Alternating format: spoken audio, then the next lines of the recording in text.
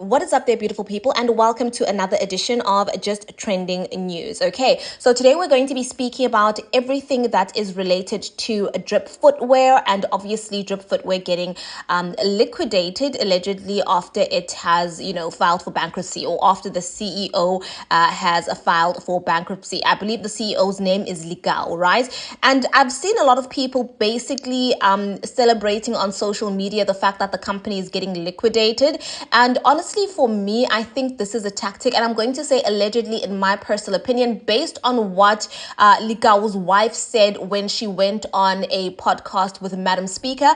I think that this is just a tactic to try and get the wife to walk away with nothing. And the reason why I'm saying this is basically, firstly, based on everything that the wife said. I think her name is Lebuse Howana. Everything that the wife said on Madam Speaker's podcast, and also a tweet that I saw. Okay, so the tweet is by Constitution First. It says, a wife helps you open a shoe company. You struggle together to grow it. You live in your wife's home to get dignity. The shoe company becomes big. You meet then new girlfriends and friends. Sorry, guys. The tweet sort of has some typos, so yeah, so that's why I'm struggling to read a bit. But the shoe company becomes big. You then meet new friends and girlfriends. You start to see life differently. You move out of your house and leave your family for girls and friends. You steal a company from your wife and sideline her in the transactions. You stop supporting your child and her. You buy expensive gifts for bitches. She wants divorce and a share from the company she helped to build from scratch for the child and herself, okay?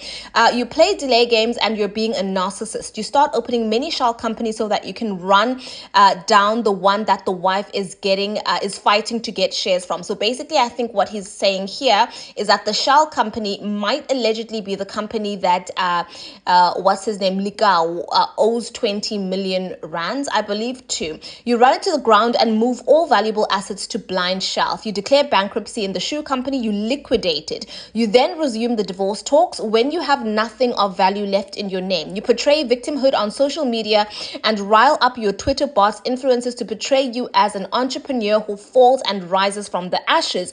Once the divorce is finalized, you go back to reopen a shoe company. You run it alone thinking you're clever. You got everything figured out. Life catches up on you and your tricks, okay? So basically, that was a tweet that I was reading from. I think the tweet is Constitution First, and this is why personally, I believe that, we shouldn't necessarily be rejoicing to, especially the people who are rejoicing about the company getting liquidated, etc., knowing the background of everything that's been happening and knowing the situation with Lekau's wife and the fact that he did, in fact, allegedly sideline her from the business, and that now they're actually, sort of going through a divorce, but then the divorce is being delayed because the company is going through liquidation. And I think if this is a tactic that Lekau is using, then Lekau's obviously being advised by his lawyers, and allegedly, in a nutshell, what is happening here, or what we are witnessing, is basically Lekau allegedly pretending that he has got no money left to his name, that he is bankrupt, that he is having to liquidate his company in order to pay off, all of these companies that he allegedly owes, in order to try to basically rip the wife off in the divorce. If you have filed for bankruptcy, if you no longer have a business, if your business is liquidated, and then all of the money that you got through the liquidation process is now being used to pay off your debts, then when you're going through a divorce settlement, then basically you've got nothing left to offer your wife, and essentially, if your company is liquidated, if you are bankrupt, and then in the divorce settlement, what's your wife going to get? Nothing, because then the lawyers and the state and the people who are sort of responsible for mitigating this process will see you as being a bankrupt man who's got nothing to offer or nothing to give in the divorce settlement. Guys, when I tell you that this has my mind rolling. And I also just want to say this is all alleged. All of this is alleged because obviously nothing has been proven. But the fact that this person, the Constitution First person, says that the reason why he is owing all of these companies is because these companies don't really exist.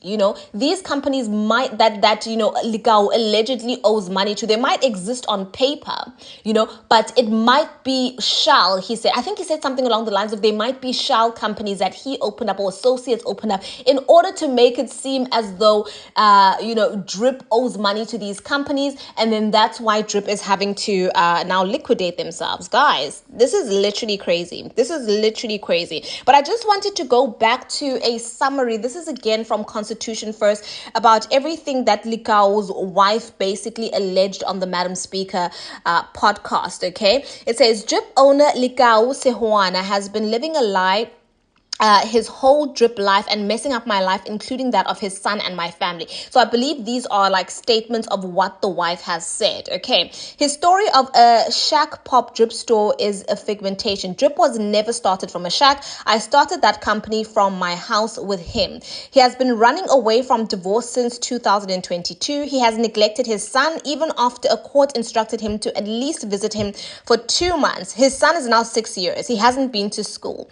He is a liar who runs away from court orders. He lives a fake double life. He always uses his tag of I'm a prominent businessman when he plants stories in tabloid newspapers. He is SHIT, scared of social media, yet he buys bots and influencers to make him trend. He doesn't even hide it. He told me straight that he owns social media. There was a month where I was trending for the whole month. 1 week he would run with the label that I am a gold digger. Next week I want him dead. The other I'm running away from a divorce. He has told me that he owns powerful politicians. They are on his payroll. He lied that he fled to Paris because of threats to his life. He never left South Africa. He would even say, if you see me in Midrand, then take it as we are both in Paris. He says he is controlling the narrative. He portrays himself as a victim whilst he knows he has an evil heart. His social media trolls think he is a victim, a narrative he exactly wanted portrayed.